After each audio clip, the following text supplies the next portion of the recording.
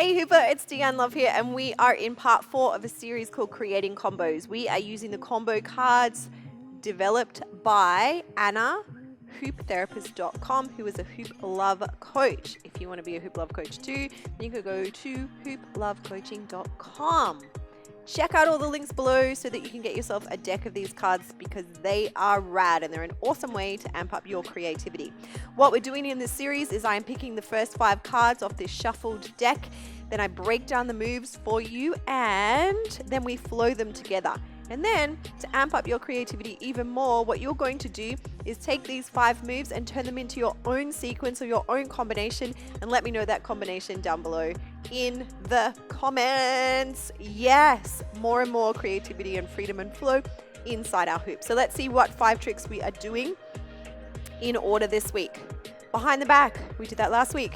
Step through, did we do that last week too? Cool, but it's in a different combo. And remember that each move has variations, and also it links to other moves in different ways. An escalator, a vortex, and an isolation. All right, grab your hoop. Let's put these tricks into a combo. Okay, so the way that I like to play this game is just whatever idea that trick name sparks. And behind the back is a very broad thing that could be happening. You can do so many different tricks behind the back, but what it sparks straight away in my mind is a behind the back yin and yang mandala. Looks like this. So let's break it down. If you have not done it before, I'm going to show you how. All right, so I'm starting in my right hand, and the cool thing about this move is that it is symmetrical, so you're using your left and your right hand. There's a lot of moves in hooping where we get to do that, so we become very balanced in our coordination, which is awesome for our body and our brain. So my thumb is up. I'm going to bring the thumb towards the crown of my head. As my hoop drops down, I kind of loosen my grip a little so that my second hand can come and be at the base outside of the hoop, grab, and we repeat. Thumb up towards the crown of the head. Second hand comes to grab at the base, thumb up and bend the elbow, thumb up, bend the elbow, and it comes to rest. Up, hoop goes down, up, hoop goes down, up, hoop goes down, up, hoop goes down. That is our behind the back move. When you do your combination, you might choose a different behind the back move, but try mine as well, because if it's new to you, then it's going to give you some fresh inspiration. All right, step through. What comes to mind is that I'm going to let the hoop drop down in front, and I'm going to step through and bring it back, and then step through and bring it back, and I'll be in first position escalator. So sometimes, and because I have been hooping for more than 12 years now, a lot of the transitions just come really intuitively to me. So this is one of those times. But if you want to know kind of the thought body process behind that, it's like, okay, I have to go from behind the back to a step through. I have a whole bunch of ways that I could step through my hoop. But if I can take it away and then I can kind of step through this way, I can take it so it's behind the back. So I'm like, how do I step through from behind the back? I can bring it around in front and step through. I can, so there's so many ways, but it just felt intuitive for me to allow the hoop to drop down in front. This is a really cute move from behind the back. So we're hinging, so now we're inside the hoop. Step, and then rotate, draw the hoop back. Step, rotate, draw the hoop back. So step through. Now, a step through can be so many things. It can be over the body and step through. It could be stepping in on the horizontal plane, step through. It could be a side continuous step through. There's a lot of different ways that you can step through your hoop. But this one, so what happens for me is when my right hand is down at the base, I'm going to let the top of the hoop drop forward. And when it's down on the floor, you want to be careful that you don't trip over it. For me, it's in my right hand, so I'm going to step out with my left, or you're going to do vice versa if it's in your left hand. So it's at the base of my spine. I step out, and then I'm going to lead with my pinky, bring the hoop around to the front. It's in this awkward position, but I'm going to pull the hoop up My right hand goes up, my right leg comes up, and I step through. Then I'm going to grab on the outside, draw the hoop around. It's a less awkward grip. And then left hand comes up, left leg comes up, and then I grab the hoop again on the outside and I draw it down to first position escalator. So let's take a look at that one more time. So we were doing, when my right hand is at the bottom, I drop the hoop, step, rotate around head and leg. Grab, head and leg, out. One more time. Here and here. Drop forward, step out, head and leg grab, leg and head to the side. Okay, our next one is an escalator, and I think maybe in one of the first tutorials of this series, we looked at stepping in and taking the hoop up and off. I'm going to give you a little extra challenge this week. If you want to do this one, that is totally cool, because I can see just looking down, the next one we go into is the Vortex. So it works either way, but if you would like to have a little bit of an extra challenge for your escalator this week, remembering that there are over 40, probably more now, variations of escalators, what we're going to do is we're going to do a let go escalator, and we're going to catch it with 2 hands above our head. So it will look, make sure that you've cleared all of the spaces. It will look like this, 2 hands above the head. So what happens is it's exactly the same as our not letting go escalator, our very basic upward escalator where we step in, but we're going to let go. And to let go, we're going to push the hoop over to our opposite side. And usually for me, it hits me in the ribs, but I'm generally aiming to take my inner wrist over to so this is my right hand, over to my left side hip, and then the hoop will climb up and hit me on, so it's bouncing on contact points essentially. So hand, rib, rolls over the back of my shoulder, usually touches the outside of my arm, and then I have 2 hands up at the top to catch it. So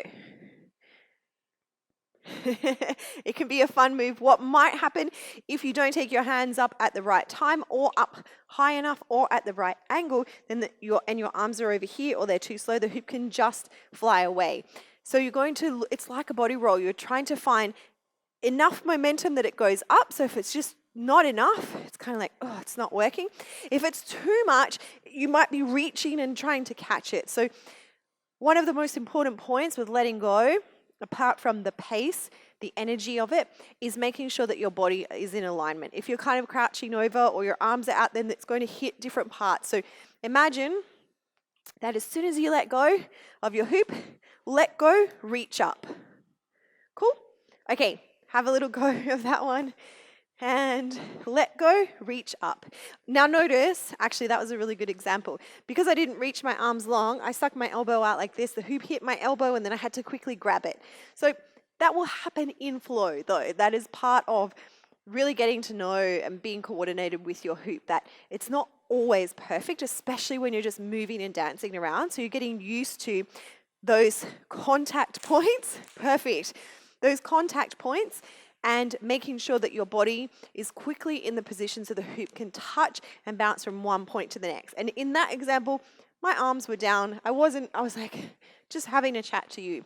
So, okay, the next thing we need to go into is a vortex. And a vortex looks like this. So we take the hoop up and down, up and down. If you are a total beginner, this may take you a little bit longer to get used to. Please allow yourself the time and space. There's no rush to get these moves. Give yourself a little bit of practice every couple of days and you will get there. I promise you. So we've caught the hoop up somewhere.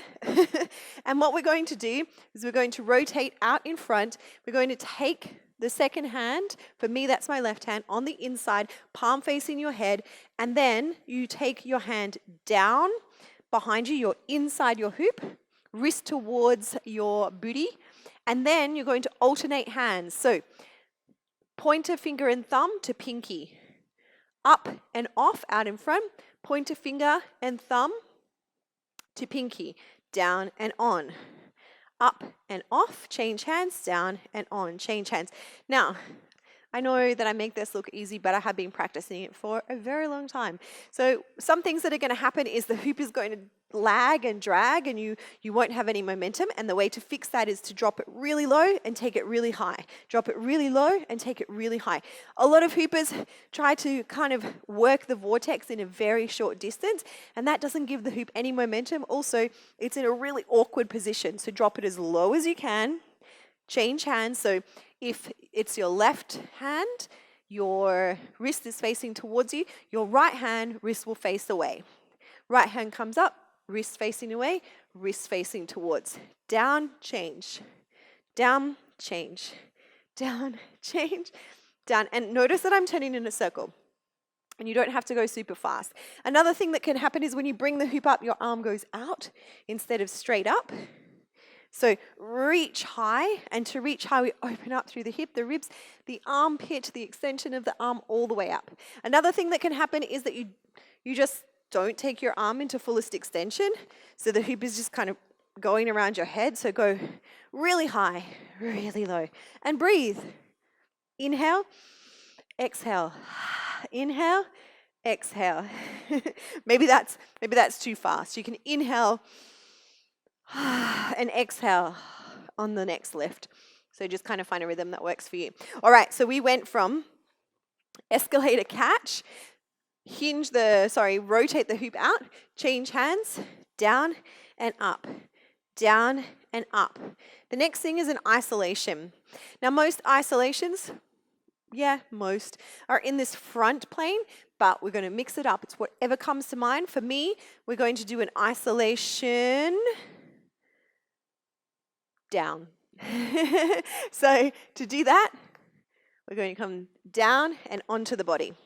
So what happened was the next time that you go up from the vortex or up to the sky, you're going to take your second hand on the inside palm out, rotate this first hand palm out, and then draw the shoulders back and down, the elbows in as you turn. And if you were looking bird's eye, you would be doing an isolation. When you get to about hip height, draw the hoop forward and give it a spin. So, down, up, second hand, first hand rotate, isolation all the way down and onto your waist. Woohoo, this is actually a really cool combo. Okay, so let's have a look. I'll break it down in flow and then we can flow it through a few times. So we did behind the back, this symmetrical mandala, yin and yang. When the right hand is down at the base, we drop the hoop forward, step out with the left, bring to the front, head and leg, opposite, head and leg, out to escalator, reach high, rotate, down, up, down, up, down, up, second hand, first hand, isolation down onto the waist. Beautiful. Let's try it a few times. I'll go this way this time. Yin and yang, catch at the base, fold down, step out, around to the front, step through, around to the front, step through, down, up, catch, rotate, down and up, down and up, down and up, hand, isolate down, waist. You don't have to go that fast, or you might be going faster. I'm going to do it one more time for you. Let's flow it through, bringing in some movement to the body. Less brain, more body. Right hand down, step, out, up, down and up, down and up, hand, turn and on. Feels really good. It's amazing. I don't know how these combos are going to turn out. When I first picked those cards, I'm like, I haven't practiced this. So this is actually the creation of these combos. We're doing it together. We are co-creating. So that one is behind the back, step through, escalator, vortex, and isolation. Now it is your job to mix those up, do it in your own style, put in some transitions and leave me your new combo in the comments below. If you missed any of the other combos, then go back. I'll also leave lots of links down below for extra tutorials. Check out Anna's combo cards. They are a really awesome resource for you as a hooper or as a hoop teacher. If you want more epic hoop learning, go to learn.hooplovers.tv. It is always a joy to hoop with you. Thank you so much for having me in your living room or wherever you are at. Big hoop love from me to you. Mwah.